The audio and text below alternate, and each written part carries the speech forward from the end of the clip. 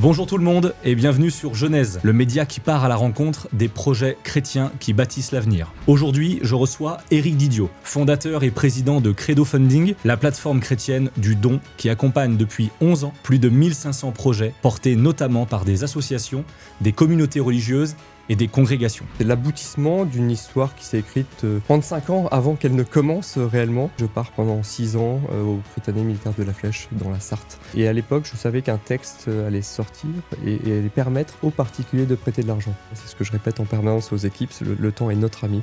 On ne doit pas se laisser bousculer par lui. Je tire mon chapeau et puis je remercie toute notre communauté de Credo Funders. C'est une communauté de 107 000 personnes maintenant.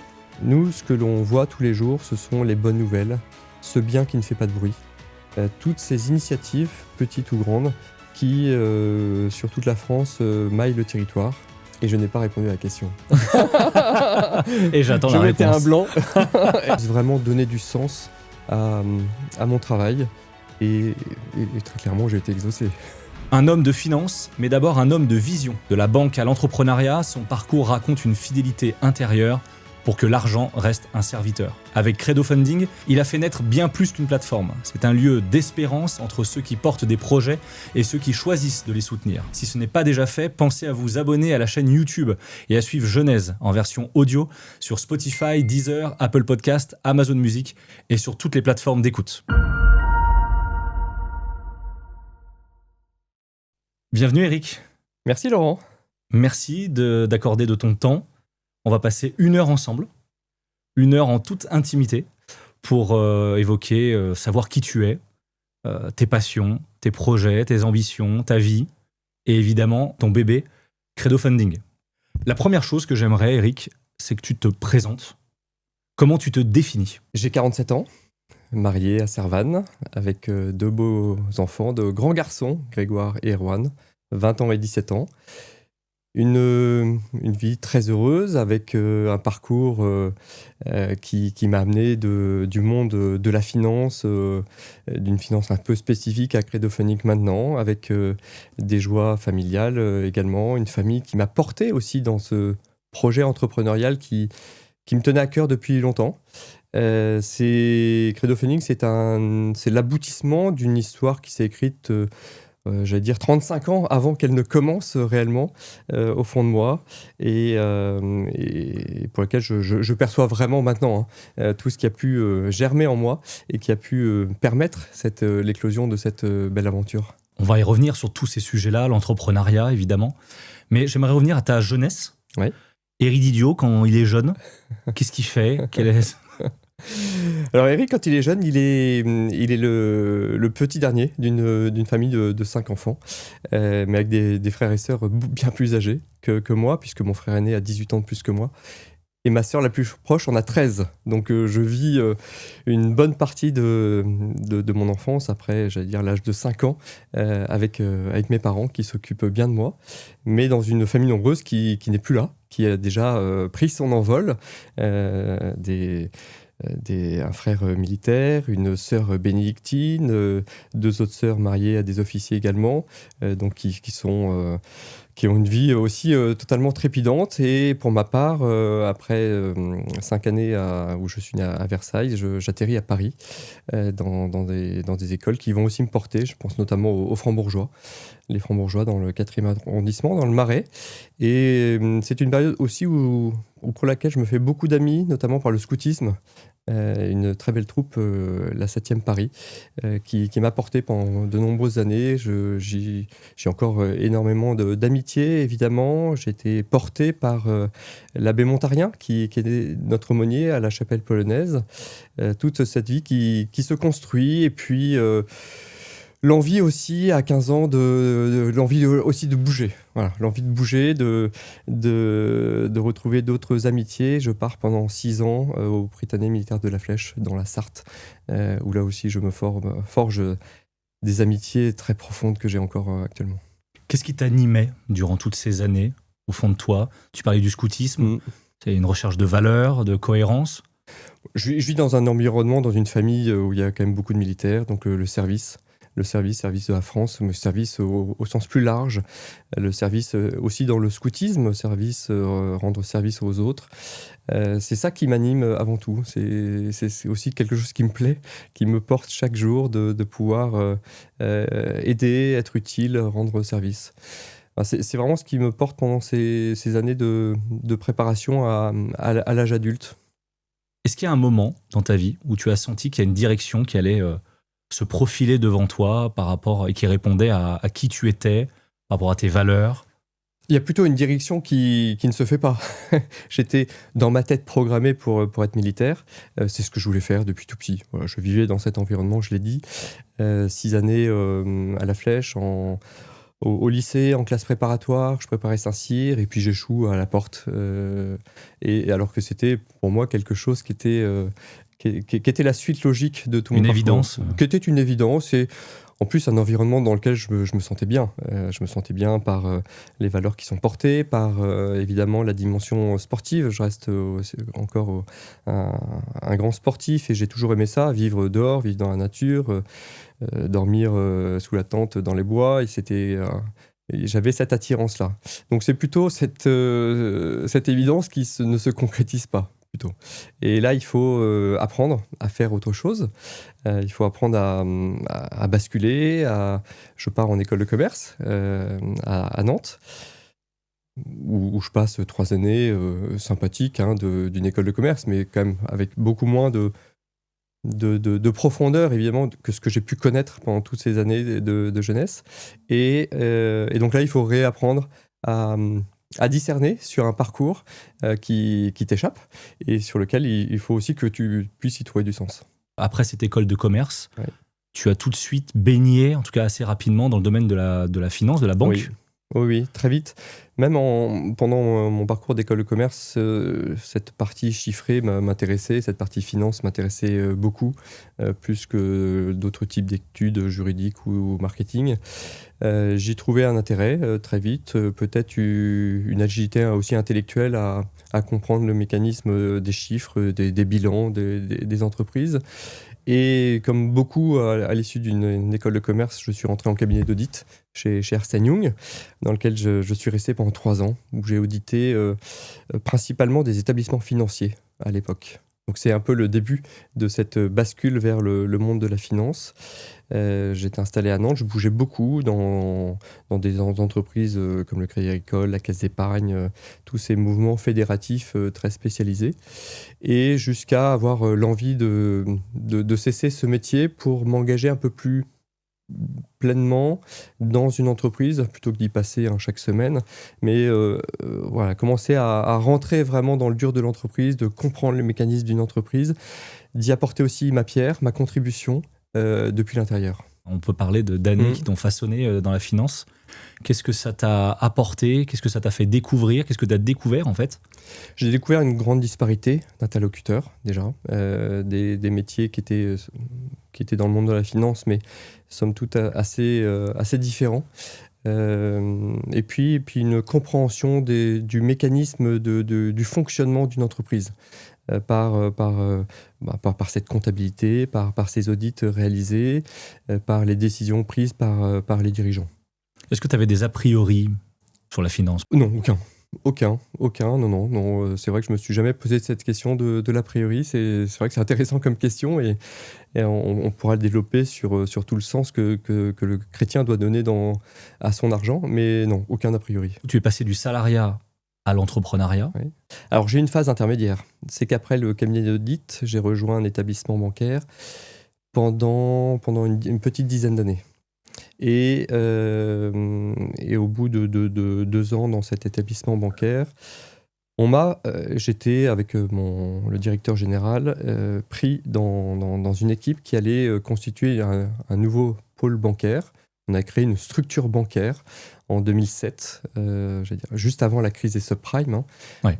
C'était encore une époque qui était plutôt relativement stable.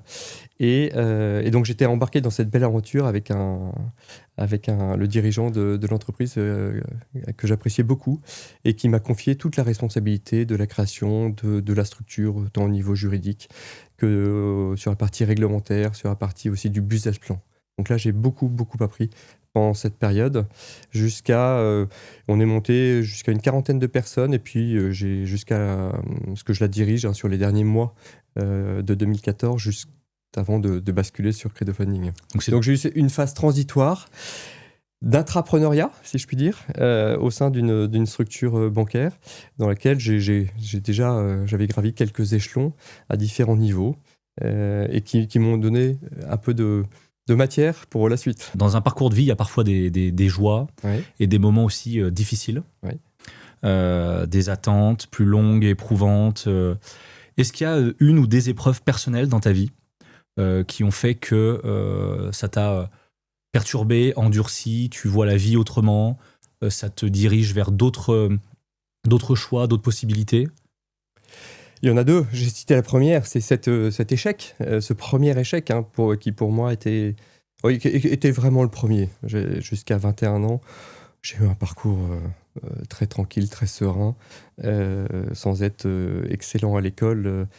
Ça se passait quand même plutôt bien, et puis avec aussi une dimension sportive, d'amitié qui se passait bien. Donc ce premier échec au concours a été une première remise en question de la force que je sentais en moi.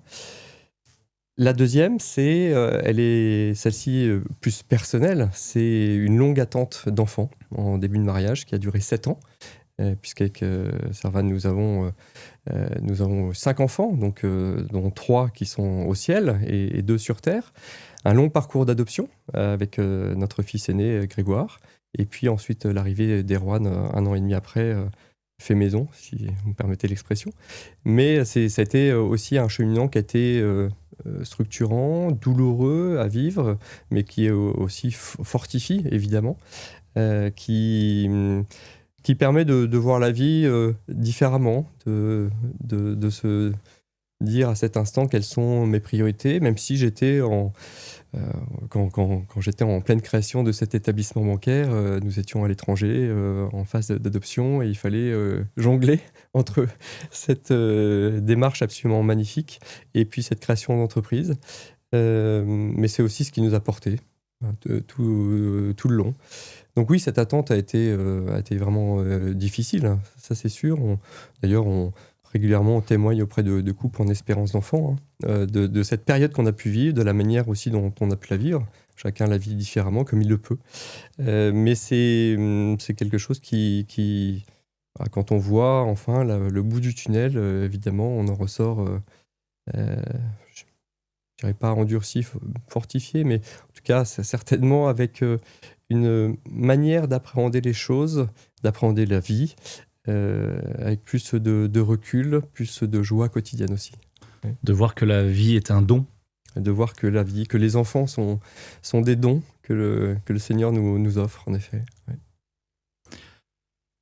Avec le recul, est-ce que tu t'es dit que en fait, les épreuves que tu as vécues ont amené doucement à ce projet Credofunding? Incontestablement. C'est sûr que ce projet Credofunding, il a plusieurs sources. Il a évidemment ce côté professionnel avec toutes ces compétences développées dans le monde de la finance. Il a évidemment des racines dans la famille. Une sœur qui est bénédictine, qui est rentrée alors que j'avais 7 ans, tout juste. Donc je l'ai très peu connue à la maison. Et qui ensuite, étant rentrées à l'abbaye d'Ozon, et a quitté, elles sont essaimées plutôt, elles ont déménagé à l'abbaye du Pesquier en Ariège. Elle a fait partie des 7 pionnières à partir avant que la communauté les rejoigne 7 ou 8 ans plus tard. Donc cette problématique de la collecte de fonds, je l'ai connue très vite dans la famille. J'ai aussi des parents qui se sont occupés pendant 10 ans de l'œuvre des campagnes, qui est une œuvre du 19e siècle, qui cherche des fonds pour les prêtres ruraux. Donc j'ai un peu baigné aussi là-dedans, du côté familial. Et puis j'ai été aussi engagé dans des écoles, dans des conseils d'administration.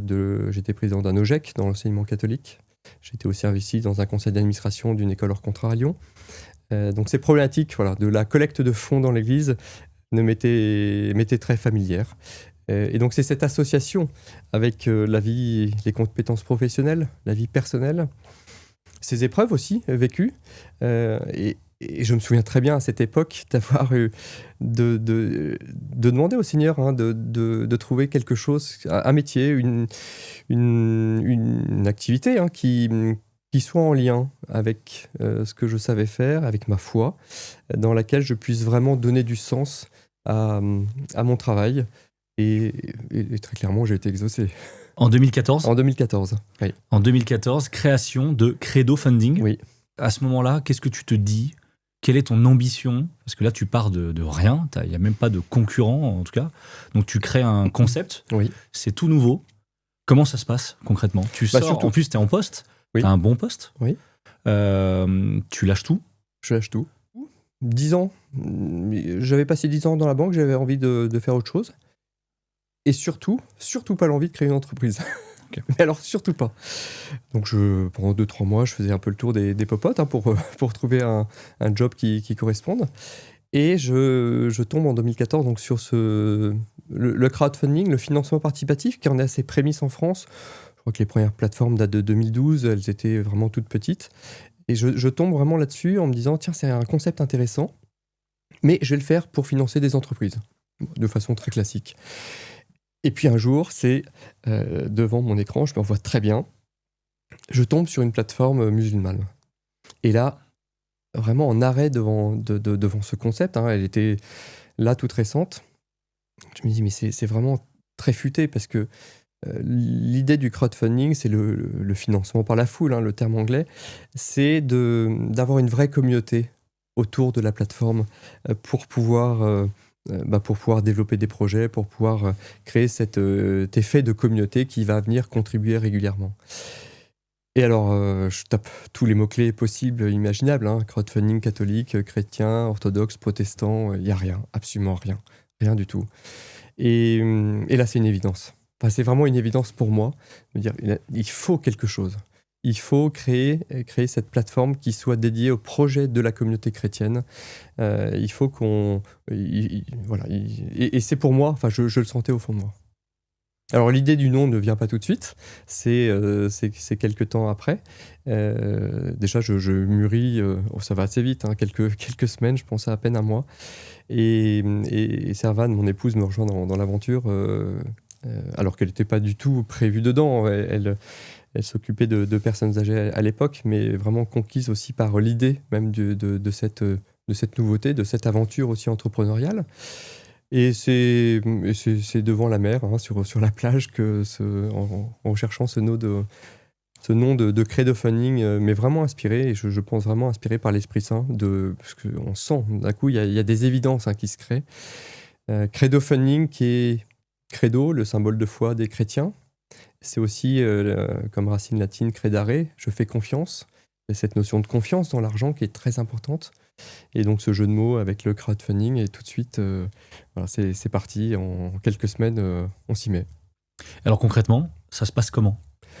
Ça se passe que les vacances se terminent, ça turbine dans le cerveau, on est le 1er septembre et je pose tout, le business plan, la sélection du principe même de la plateforme, quelques partenaires aussi pour pouvoir le faire. Les 3 premiers projets qui nous arrivent, et l'agrément bancaire aussi pour pouvoir exercer. Et au bout de 3 mois, donc le 12 novembre, on lance les premières campagnes, les 3 premières campagnes. Alors on est très heureux des premiers dons, on se dit que c'est un bon démarrage. Et puis petit à petit, la communication se fait, les projets appellent les projets, ils grossissent en taille. Mais ce qui est important, c'était que cette idée, c'était pas simplement d'avoir une plateforme. Moi, je viens de la banque, on en a parlé. Et ce qui m'intéressait beaucoup, c'était de pouvoir donner 2 moyens d'action à la communauté chrétienne, de soutenir les projets. Évidemment, de continuer à donner par le don, parce que l'Église vit de dons depuis 2000 ans, et puis il faut que ça continue, c'est très important. Mais c'était également de pouvoir faire en sorte que les personnes puissent prêter aussi une partie de leur épargne. Et à l'époque, je savais qu'un texte allait sortir et allait permettre aux particuliers de prêter de l'argent. Et j'avais vraiment en tête ces 2 chiffres qui sont très importants. C'est que les dons en France représentaient 8 milliards d'euros par an. Et l'épargne des ménages, c'était à l'époque 5 000 milliards. Donc un gisement, c'était gigantesque, l'écart entre les deux. Je me dis, mais voilà, cette épargne, il fallait aussi la capter par la possibilité de prêter de l'argent. Prêter de l'argent de la belle manière à des structures chrétiennes qui étaient en besoin de financement. Est-ce que dès le départ, tu avais un réseau autour de toi, de connaissances? Comment tu démarches? Tu parlais de 3 premiers projets. Oui, c'était plus ou moins proche, plus ou moins un réseau proche. Alors, l'un des premiers projets était notamment l'école dans laquelle les garçons étaient scolarisés, donc ça aide, qui était aussi en recherche de financement. Et ensuite, c'était très nouveau aussi, c'était en 2014, et on a eu un bon relais médiatique des différents médias chrétiens, avec qui d'ailleurs maintenant on travaille, on travaille avec tout cela. Et petit à petit, on y est allé aussi par petits pas. On n'a pas voulu voir grand non plus dès le départ. Moi, c'est quelque chose qui me tient beaucoup à cœur, c'est cette logique des petits pas. La prudence. Étape par étape. Oui, beaucoup d'audace aussi, mais l'audace et le courage et la prudence vont bien ensemble, parce qu'il en fallait pour se lancer à 2 dans l'aventure sans filet. C'était une aventure, il n'y avait personne qui réalisait des opérations semblables sur la place. Donc c'était totalement nouveau, on n'avait pas de comparatif. Donc il fallait cette audace, ce courage pour pouvoir le faire, et pour autant savoir avancer pas à pas, tranquillement, sans brûler les étapes. En ayant en tête, et c'est ce qui m'importait beaucoup, on parlait de confiance, que cette plateforme, que Credo Funding, soit vraiment un tiers de confiance entre ces porteurs de projets qui ont besoin de se financer, et puis cette communauté de donateurs et de prêteurs et d'investisseurs, et qu'on soit avant tout garant de cette confiance entre ces 2 parties. Depuis 2014, comment est-ce que tu vis cette évolution? Est-ce que c'est exponentiel chaque année? Combien de projets? Et puis aujourd'hui, Credo Funding est la seule solution, la seule plateforme viable, reconnue. Comment ça se passe, cette structuration, cette légitimité? Oui, elle prend du temps, mais le temps est nécessaire. Je trouve que le temps est mon ami. Voilà, c'est ce que je répète en permanence aux équipes, le temps est notre ami. On ne doit pas se laisser bousculer par lui et appréhender que les choses se font sur le temps long. On n'est pas obligé de croire que tout va croître tout de suite.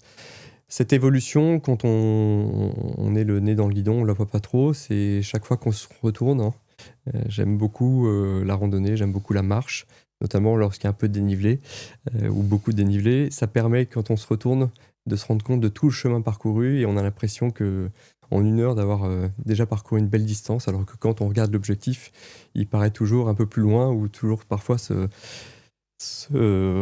repoussant et non pas s'approchant.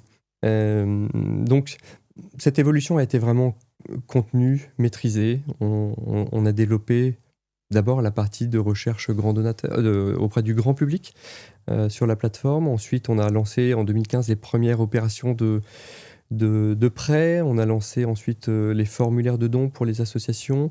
On a eu un nouvel agrément bancaire de l'autorité des marchés financiers qui ancre vraiment notre compétence professionnelle et puis réglementaire pour pouvoir exercer cette intermédiation entre des emprunteurs et des prêteurs. Ça, c'est important, parce que c'est pas juste un site classique. Non. C'est même pas un site marchand. C'est vraiment un site réglementé. C'est extrêmement réglementé, oui. On gère tant la partie des flux financiers que sur la partie de l'investissement, sous la marque Credo Lending, cette mise en relation entre des emprunteurs et des prêteurs.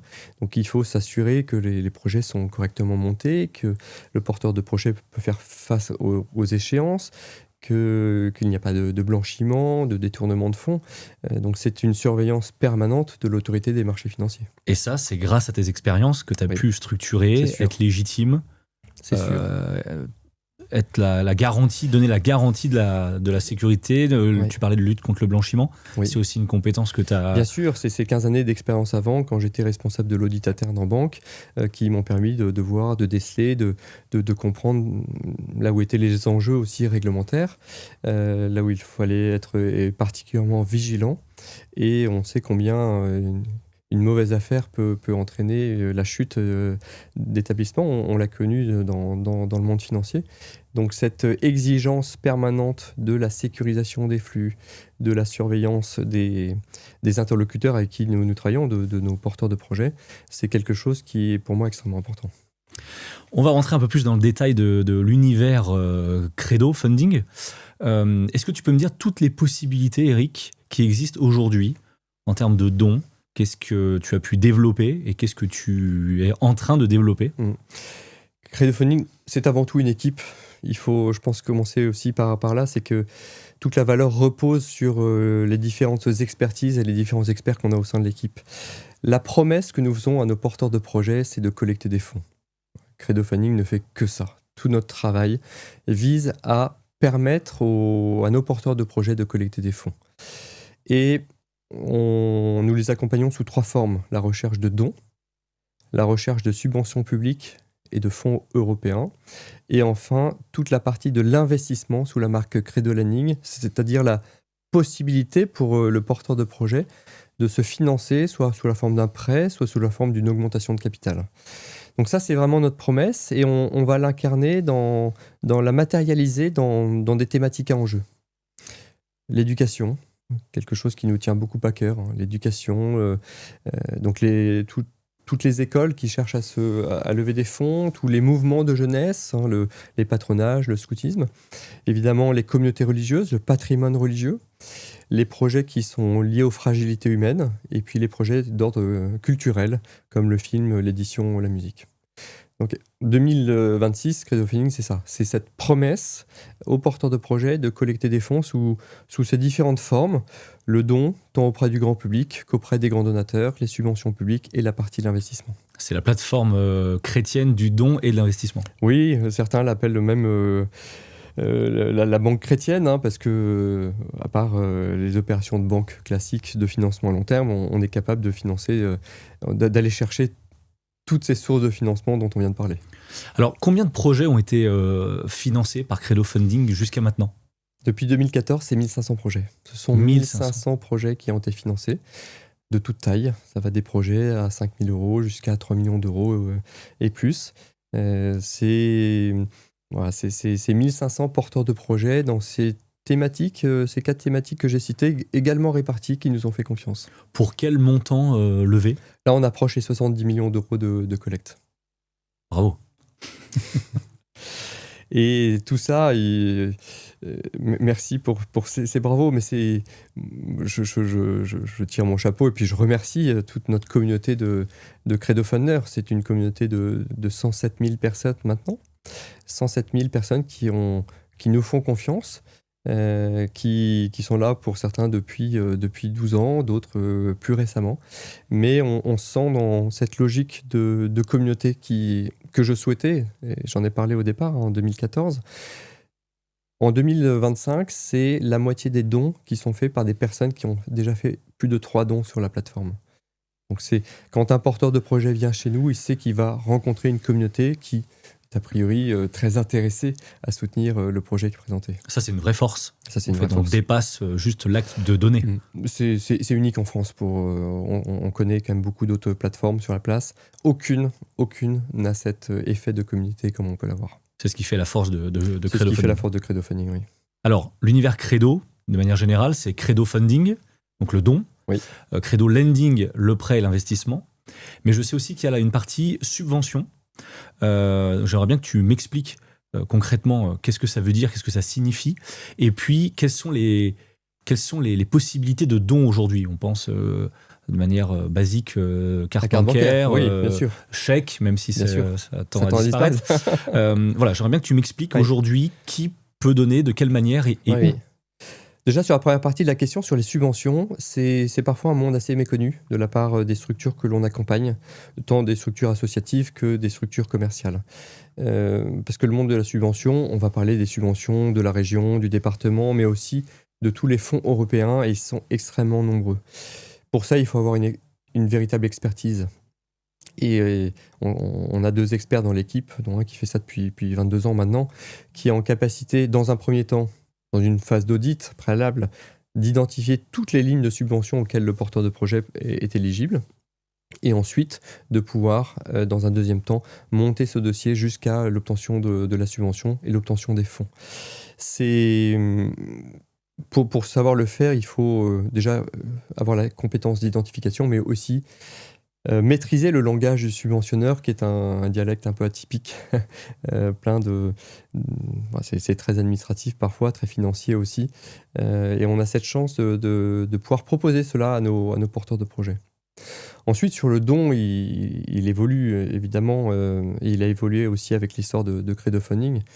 Désormais, sur la plateforme, nous donnons la possibilité aux donateurs de donner sous différentes formes. Évidemment, et de manière sécurisée, le paiement par carte bancaire, évidemment les virements, évidemment aussi les chèques. Il y a encore des structures qui ont une grosse part de collecte via les chèques. Je pense notamment aux structures qui ont une population plus âgée, les diocèses de France par exemple. Mais il y a aussi les prélèvements qui se sont développés depuis de nouvelles années, la possibilité dans certains cas de faire des dons défiscalisés au titre de l'IFI, l'impôt sur la fortune immobilière, et puis aussi, depuis peu, la possibilité de faire des dons en crypto-monnaie. On a aussi cette demande qui est venue. On a 10% des Français qui possèdent un compte crypto. Certains se posent aussi la question de pouvoir faire un don en crypto, et on offre cette possibilité de le faire directement de crypto en crypto, sans avoir à convertir en euros, ce qui est un avantage fiscal non nul, puisque cela évite aux donateurs de payer la flat tax qui était à 30% et qui vient de passer à 31,4% au 1er janvier, tout en recevant aussi un reçu fiscal. Donc voilà, c'est toutes ces possibilités de dons que l'on met à disposition de nos donateurs pour offrir à nos porteurs de projets une palette la plus large possible de collecte. Quel est le projet que tu as accompagné qui est le plus significatif pour toi de la réussite jusqu'à maintenant de Credo? C'est la question horrible. Comment choisir le projet parmi 1500? Non, mais c'est très difficile comme question, parce que j'ai été touché par, alors plus ou moins comme tout le monde, comme tous les donateurs qui viennent sur la plateforme régulièrement, qui voient 50, 70 projets en ligne et qui se disent qu'ils sont plus ou moins attirés par tel ou tel. Donc, on a toujours une attirance particulière. Donc, c'est une question très difficile, mais quand même, il y en a il y en a qu'on retient. Et je pense, dans les tout premiers, ce sont les Petites Sœurs de l'Agneau dans les quartiers nord. Je ne connaissais pas du tout cet ordre. Elles sont mendiantes, ce sont d'inspiration dominicaine. Les Petites Sœurs de l'Agneau vivent de cette mendicité où elles mendient leur pain tous les jours. Et c'était les Petites Sœurs qui s'installaient dans les quartiers nord de Marseille. Il y a quand même un endroit assez défavorisé dans lequel elles s'implantaient. Et je me souviens d'un coup de téléphone pourtant on avait déjà des portables, mais sur mon téléphone fixe à la maison. On en avait encore à l'époque, en 2014 ou début 2015. Et il devait être 21h, 21h30, et j'ai vraiment cru un canular au début. Quand elles m'ont expliqué quelle était leur vie, je n'y croyais pas, en fait, tellement c'était une vie radicale. Et on était très heureux de les accompagner. Et d'ailleurs, on continue, on a eu plusieurs opérations avec elles. On est actuellement en collecte aussi pour une autre communauté de Petites Sœurs de l'Agneau actuellement sur crowdfunding. Mais c'est un projet qui m'a particulièrement touché. Je pense aussi à l'abbé Guillaume Souris-Lavergne, qui était du côté de Cahors, et qui voulait retaper une vieille église sans toit, voilà, une église décapotable, comme il le disait, et qui avait fait un une super opération de collecte, alors qu'il était vraiment un peu tout seul à porter le projet. Il avait lancé ce pari au Credo Funder de sauter en parachute, là, si on a atteint un certain montant de collecte, et c'est ce qu'il a fait. Et ça avait quand même pas mal tourné sur les différents réseaux sociaux et aussi sur les différentes chaînes de télévision. Il y a des projets plus médiatisés aussi. Il y a des projets plus médiatisés. Je pense au projet des Sœurs de Saint-Jean, qui, à Semur embryonnais, collectaient des fonds pour permettre à leurs sœurs âgées de pouvoir rester le plus longtemps possible avec elles, donc de pouvoir créer cette possibilité d'accueil des sœurs plus fragiles auprès d'elles. Elles avaient fait une vidéo qui avait fait un buzz extraordinaire, où elles dansaient, elles chantaient. Ça a été repris sur les plus grandes chaînes de télévision, dans les différents JT, et même à l'étranger. Donc c'est vrai qu'il y a des projets qui, par leur force aussi, par la manière dont le porteur de projet se livre et joue aussi le jeu, parfois peuvent avoir cette communication qui dépasse très largement leur cercle connu. Et puis on est aussi très content de travailler avec des projets qui sont moins visibles, aussi avec des communautés qui ne recherchent pas cette publicité, ou qui par leur charisme ne sont pas à l'aise avec, ou moins à l'aise avec la notoriété. Et c'est quelque chose qui me tient beaucoup à cœur chez Credo Funding, c'est qu'on s'adapte à chaque fois au charisme propre du porteur de projet. Que ce soit pour les campagnes de dons auprès du grand public, que ce soit dans l'accompagnement de recherche auprès de grands donateurs, que ce soit pour la partie Credo Lending aussi, on fait en sorte que le projet soit vraiment à l'image du porteur de projet. C'est vraiment important. Comment ça se passe aujourd'hui ? Est-ce qu'on peut parler de démarchage de projets chrétiens ? C'est-à-dire que concrètement, est-ce que tous les projets viennent directement aux équipes ou alors les deux ? Il y a une partie démarchage. Comment ça se passe ? On a les deux. On a naturellement la visibilité de la plateforme. Chaque projet met en valeur notre savoir-faire, notre expertise. Chaque porteur de projet, dans une thématique donnée, lorsqu'il a connaissance de tel ou tel projet qui lui ressemble, se dit que lui aussi peut avoir intérêt à avoir recours à toute la stratégie, à l'accompagnement de Credo Funding. Et puis il y a évidemment le besoin de se faire connaître encore davantage. Donc très régulièrement, nous partons à la rencontre de nos porteurs de projets, notamment de ceux qui se déplacent le moins. Je pense aux communautés religieuses. Certaines étant cloîtrées ont quand même moins de possibilités de venir se déplacer, nous voir à Lyon ou à Paris. Donc on prend beaucoup de plaisir à aller à leur rencontre et surtout de leur expliquer tout le volet de ce qu'est capable de faire Credo Funding. On l'a vu, on intervient sur beaucoup de domaines, le don, les subventions, la partie de l'investissement. Le don est quand même relativement connu dans la sphère chrétienne, la recherche de subventions assez peu, et puis la partie de l'investissement, c'est unique. Nous sommes les seuls acteurs en France, le seul acteur en France, à pouvoir proposer cette possibilité de financement. Quelle est la place de l'univers Credo au sein de l'Église ? Totalement autonome, aucune affiliation directe à aucun diocèse, à aucune structure, mais c'est très bien comme ça permet une véritable indépendance, et puis en plus ça ne serait pas possible, mais alors des liens très forts. Déjà on connaît bien et on rencontre régulièrement les structures de la Conférence des évêques de France, on travaille avec un certain nombre de diocèses. On doit être sur les 90 diocèses à peu près à 65 diocèses avec lesquels on travaille ou on a travaillé sur des opérations ponctuelles. Pour ces diocèses, il y en a un certain nombre pour lesquels on collecte aussi des fonds, on participe à la collecte du denier par la gestion de leurs flux financiers. Donc c'est une place qui est unique et qui surtout permet d'aller toucher un réseau de donateurs qui est quand même très jeune. Ça, c'est aussi quelque chose qu'on suit dans le temps, mais en 2014, quand j'ai lancé, l'âge moyen des donateurs était de 48 ans. Il faut savoir qu'actuellement, pour le denier, on est autour de 70-73 ans selon les diocèses. Donc en 2014, l'âge moyen était de 48 ans, puisqu'on était aussi sur quelque chose d'assez novateur, qui utilise les réseaux sociaux, qui utilise Internet. 2015 à 48 ans, toujours même âge moyen. 2016, 48 ans. 2017, 48 ans. Et je la fais courte, 2025, on est toujours à 48 ans d'âge moyen. Donc il n'y a pas de vieillissement de la population des credophoneurs.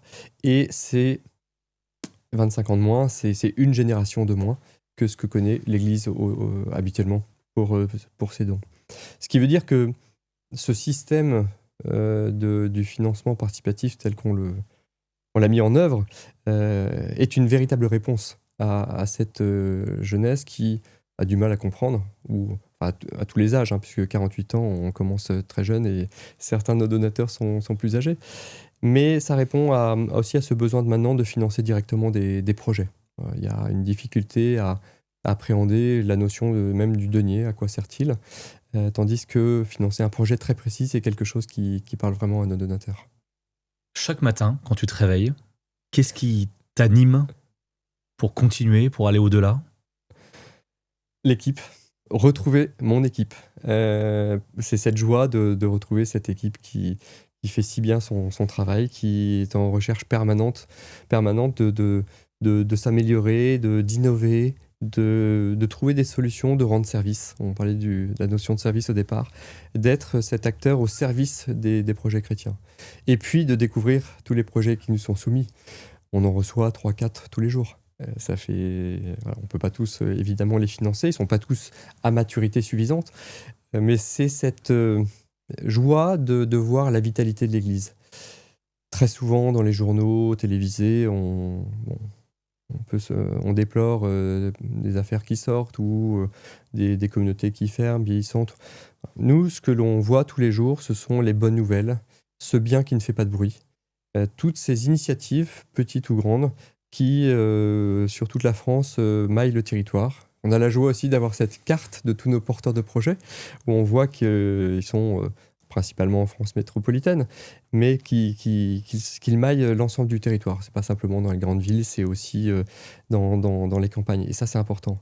Donc c'est cette joie de se dire, il y a une richesse dans cette vitalité, ce bien qui ne fait pas de bruit, c'est toutes ces personnes qui donnent de leur temps, qui n'ont pas forcément de réseau, et c'est ce qu'on leur apporte à travers Credofunding, ce réseau pour se financer, pour se faire connaître, parce qu'à travers la plateforme, on acquiert deux choses, la collecte de dons, ou la collecte, la levée de fonds auprès d'investisseurs, mais c'est aussi toute la visibilité du projet. Et puis ça inspire également d'autres porteurs de projets, qui se disent, tiens, à Bordeaux, il y a une telle initiative, j'habite à Strasbourg, je vais pouvoir reproduire la même, m'en inspirer, partager aussi avec ce porteur de projet tout ce qu'il a pu faire.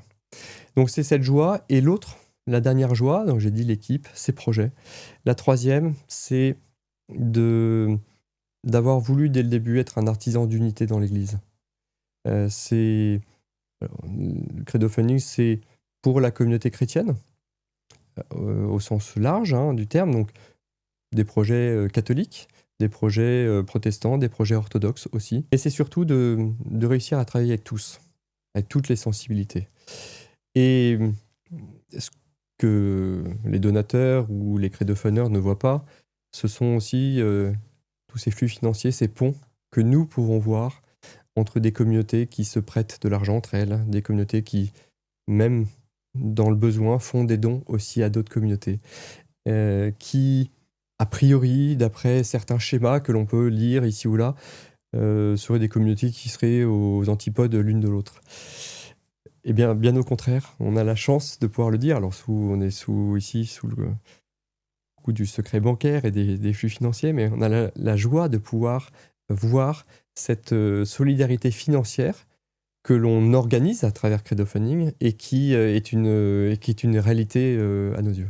Et c'est une preuve de la fécondité et de l'unité dans l'Église. Oui.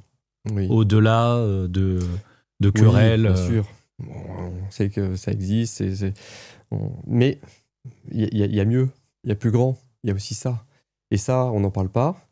Ça, c'est difficile à dire. Je ne peux pas évidemment citer les liens financiers qu'il y a pu y avoir ou qu'il peut y avoir entre certaines communautés qui ont des sensibilités a priori, mais encore une fois, c'est un a priori qui semblerait très différente, mais c'est cette joie, voilà, de voir cette diversité des projets, cette diversité de sensibilité, cette joie que l'on a tous, et ça fait pour ma part 12 ans que, allant à la rencontre de ces communautés religieuses, communautés vraiment chrétiennes ou même porteurs de projets, d'associations, j'ai découvert ces charismes propres.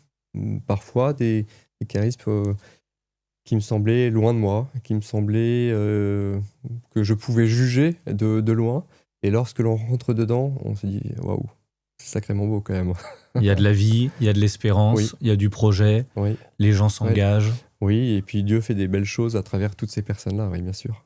J'aimerais, Eric, qu'on parle d'un peu du parcours utilisateur, Oui. des très concrets.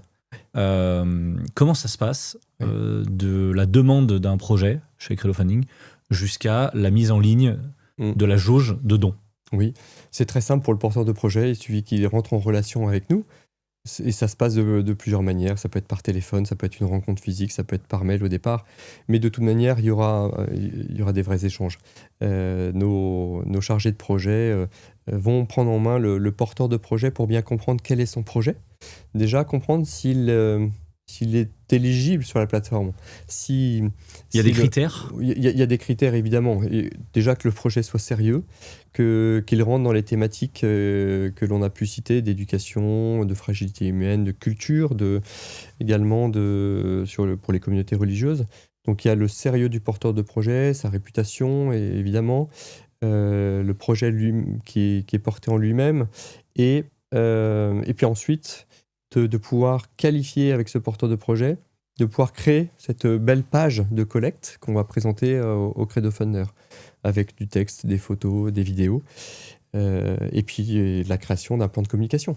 Un plan de communication percutant, pertinent, sur la bonne durée pour pouvoir ensuite collecter. Parce qu'au-delà d'une page de collecte, il y a tout un accompagnement. C'est-à-dire que ce n'est pas juste la création d'une jauge et de certaines mises en relation, et voire une visibilité du site, mais ça va beaucoup plus loin. Il y a un accompagnement avec un temps défini, un plan de communication. Et là, on ne parle que de la collecte de dons auprès du grand public, puisque en fonction de la taille des projets, on peut ajouter et puis corréler à cette recherche auprès du grand public sur la plateforme toute une démarche auprès des grands donateurs, une démarche qu'on va structurer avec un comité d'ambassadeurs que nos consultants vont mettre en œuvre sur plusieurs mois pour pouvoir aller toucher ces grands donateurs qui vont donner une ampleur significative aussi au projet par des dons conséquents, mais qui, associés à la foule, au grand public, vont donner vie à ce projet.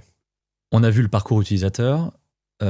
Concrètement, en termes de coûts de campagne, d'investissement, là on parle vraiment d'associations, de porteurs de projets qui ont besoin d'argent, mais monter une campagne, c'est avoir de la visibilité potentiellement, c'est créer du contenu. Donc ça veut dire investir pour récolter des dons. Comment ça fonctionne et comment on trouve l'équilibre sur ce point? Il faut semer pour récolter. Donc c'est vrai qu'il faut investir pour pouvoir ensuite récolter. L'ordre de grandeur, c'est que ça coûte entre 10 à 15% du montant collecté. Il faut avoir ça en tête quand on implique évidemment les équipes de Credofunding, notre travail, notre rémunération, les différents supports de communication qu'on peut aussi rajouter et mettre en place selon les projets.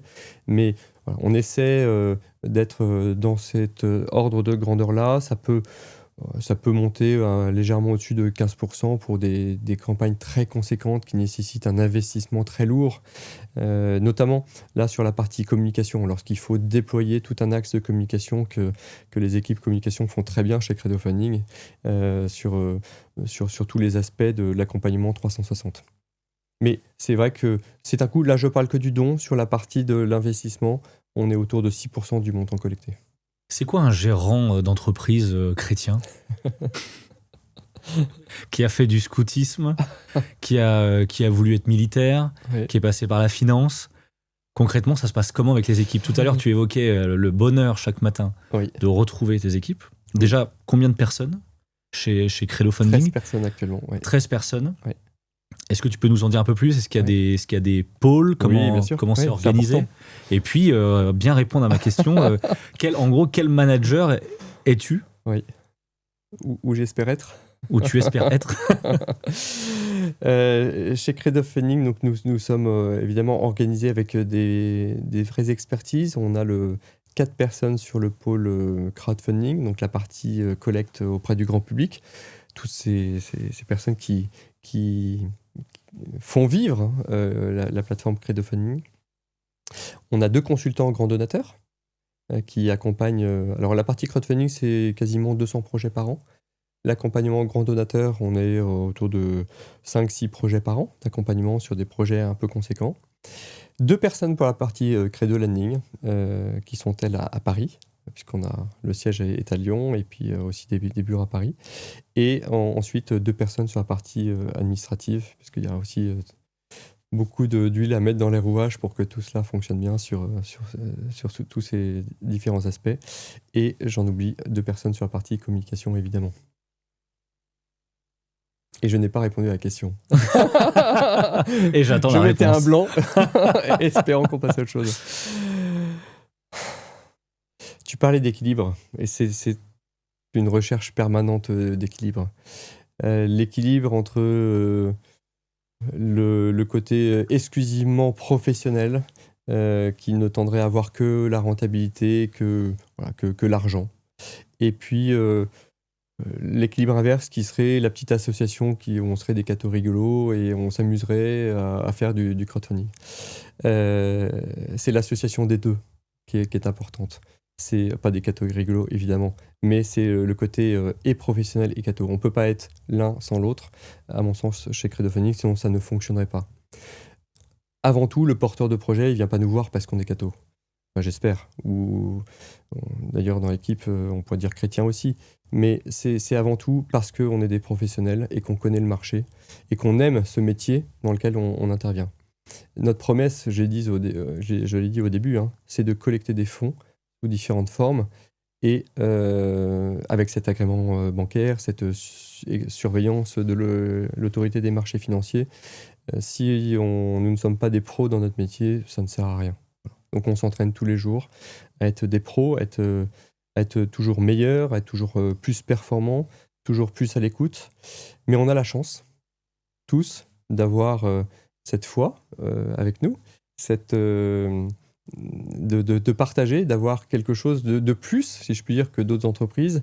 Ce dénominateur commun, en fait, cette référence, ce credo, quelque part, ce en quoi on croit, qui nous permet de cimenter encore plus cette adhésion de l'équipe. Alors, ça commence parce que Dieu premier servi. Le lundi matin, la réunion d'équipe par la prière des credo bosseurs. On a eu la chance d'avoir un de nos stagiaires, il y a quelques années, tout au début, qui nous a écrit une très belle prière et qu'on récite tous les lundis matins pour se mettre sous le regard de Dieu. Lui confier notre semaine, lui confier nos porteurs de projets, lui confier, remercier, rendre grâce pour toute cette communauté de credophoneurs qui nous font confiance. Et ça commence par là. Et ensuite, tous les porteurs de projets, tous les projets sont confiés dans nos prières. Et on rend grâce pour tout cela, évidemment.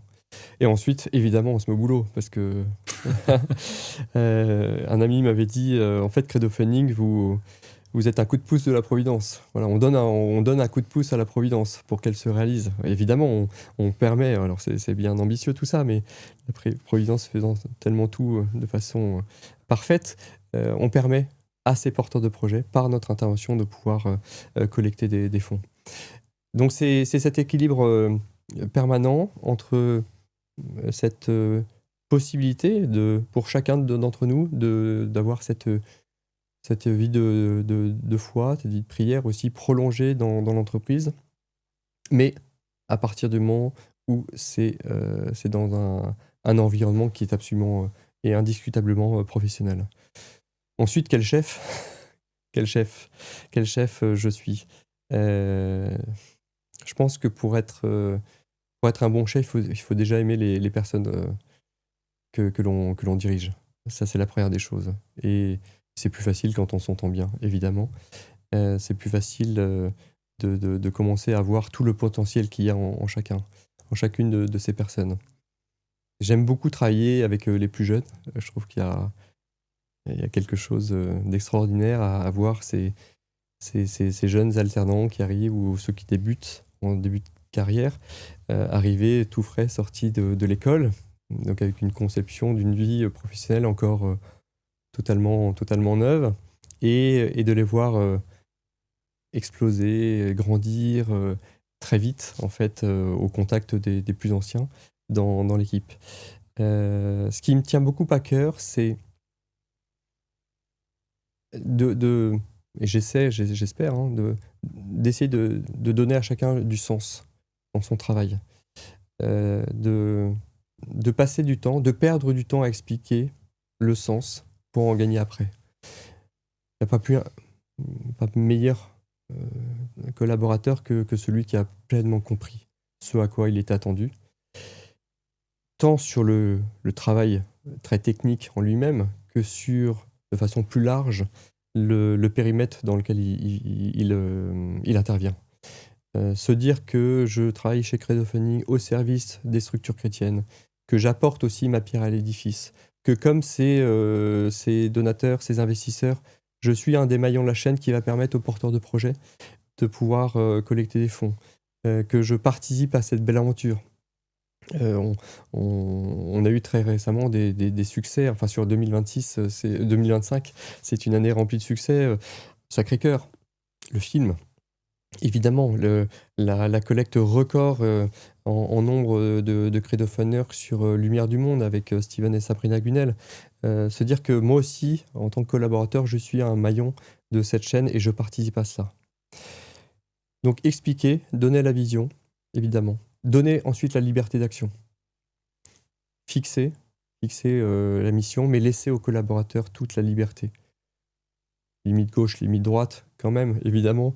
Mais laisser cette liberté de créativité, d'ingéniosité, de développement, avec des points d'étape, des points de situation très réguliers, obligés, non pas tant pour le contrôle, mais que pour permettre la progression et le déploiement de la mission.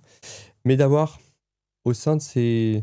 On parle de pôles au sein de Credo Funding. J'ai parlé du pôle grand donateur, du pôle communication, de l'équipe crowdfunding. De laisser au sein de ces équipes une forme d'intrapreneuriat aussi, telle que finalement que j'ai pu la vivre aussi dans la banque, dans mon expérience, pour que chacun puisse innover, se développer et se sentir véritablement maître de son travail, de ses capacités d'action. Et moi, mon travail, c'est simplement pas simplement, mais si je puis dire, de favoriser cette éclosion et de leur mettre à disposition les moyens nécessaires pour se développer. Est-ce que Credo Funding a un saint patron ? Oui. Saint Joseph, évidemment, depuis le début. Discret aussi, comme ce bien qui ne fait pas de bruit. Et en tant que Lyonnais, évidemment, la bienheureuse Pauline Jaricot, qui nous a inspirés, puisqu'au début du 19e siècle, c'est elle qui est à l'origine du crowdfunding. Elle n'avait pas les circuits d'Internet à l'époque pour pouvoir le faire, mais c'est vrai qu'elle nous a quand même beaucoup inspirés. Et en tant qu'entreprise lyonnaise, on est très heureux de partager avec d'autres. Il y a aussi les œuvres pontificales missionnaires qui ont Pauline Jaricot comme sainte patronne, mais de pouvoir l'avoir aussi à nos côtés. Credo Funding, les 5 prochaines années, comment tu les vois ? Est-ce que tu les appréhendes, notamment par rapport à la situation économique ? La situation économique a toujours des conséquences. On le voit à chaque fois. On sent qu'à chaque fois qu'il y a un événement perturbant en France ou dans l'actualité internationale, il peut y avoir des tensions sur les dons. Il peut y avoir des tensions aussi sur l'investissement. C'est sûr qu'à ce moment-là, les investisseurs ne bougent plus leur position, c'est certain. Donc, c'est difficile d'appréhender ces événements-là. Pour autant, on a vu, et notamment ces 2 dernières années, on est en phase de croissance permanente en termes de collecte de dons, ce qui n'est pas le cas, loin de là, de beaucoup d'associations, de structures que l'on peut accompagner. Donc, l'un de nos enjeux, c'est d'être encore plus au contact, encore plus en accompagnement de toutes ces entreprises, ces associations qui ont besoin de nous sur le don, parce que ça nous tient quand même beaucoup à cœur, hein, que le don, cette charité puisse continuer à s'exercer par tous les moyens dont on a parlé tout à l'heure, hein, et puis ça va jusqu'à la crypto, comme on en a parlé, mais qu'on puisse être auprès de nos porteurs de projets pour innover en permanence, parce que Credo-Funding 2026, c'est pas Credo-Funding de 2014-2015, et on a déployé nos moyens d'action. Donc on n'a pas encore fini, j'ai pas forcément encore en tête cela. L'une de nos dernières expertises, c'est depuis un peu plus d'1 an maintenant, la création d'un fonds d'investissement. On a aussi, et là c'est mon métier de banquier qui revient, c'est-à-dire, c'est 6 000 milliards d'épargne, qu'est-ce qu'on fait ?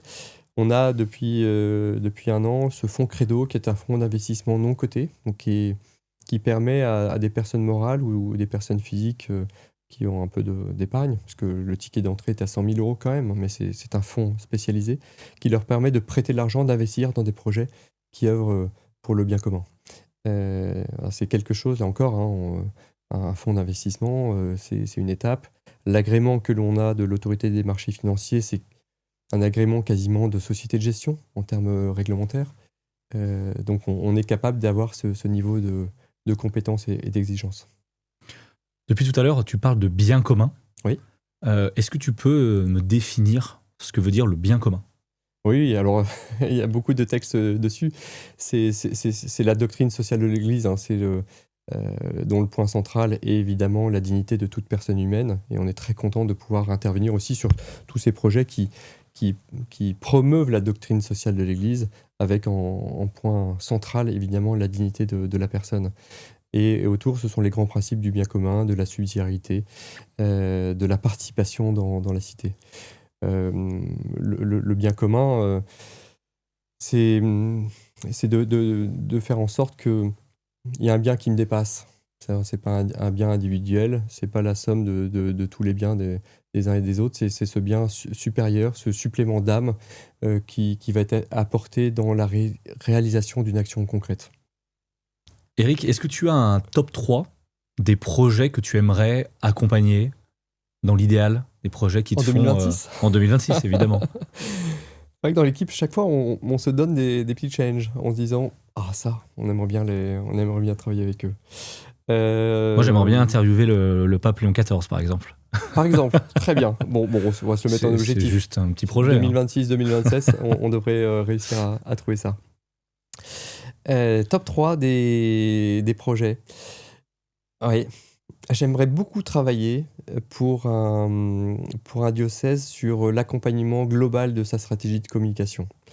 Je pense qu'on a une expertise sur ce domaine-là. Alors, je disais tout à l'heure qu'on accompagnait des diocèses sur la partie de gestion des flux financiers pour le denier, pour la quête, cette expertise très technique financière. Mais depuis 12 ans, on a acquis une véritable expertise de la manière de communiquer vis-à-vis des donateurs. Donc ça, c'est vrai que c'est un petit rêve de pouvoir accompagner 1, 2, 3 ou plusieurs diocèses sur ce domaine sur lequel, à mon sens, on a quelque chose à dire. Ensuite, évidemment, on aime beaucoup les communautés religieuses. Alors, on a travaillé déjà avec beaucoup, avec les cisterciens de l'Érins qui sont sur une île magnifique, avec d'autres cisterciennes, Boulor, et encore des cisterciens à l'abbaye d'Ollenberg. On travaille avec des communautés bénédictines. On travaille aussi avec des communautés apostoliques de la Coref. On travaille aussi en lien avec la fondation des monastères. Avec qui on n'a pas encore travaillé, avec qui j'aimerais travailler. Avec la presse aussi ? On travaille aussi avec la presse, évidemment, oui. On collecte les fonds pour l'ensemble de la presse chrétienne, puisqu'on a cette capacité aussi réglementaire de pouvoir le faire. Oui. Là aussi, c'est intéressant, parce que l'ensemble de la presse, ça veut dire de tous bords. Oui, de tous bords, de toute sensibilité. Donc là aussi, cette unité chrétienne, unité de l'Église. Oui. On arrive bientôt à la fin de cet entretien, Eric. Tout ça, ça me fait penser à de la transmission et à quelque chose de transmettre. Avec le don, on fait vivre. Si tu avais un conseil, ou même deux, mais un conseil à toute personne qui souhaite se lancer dans des projets qui ont du sens, qu'est-ce que tu leur dirais ? C'est l'audace. Il faut y aller, en fait.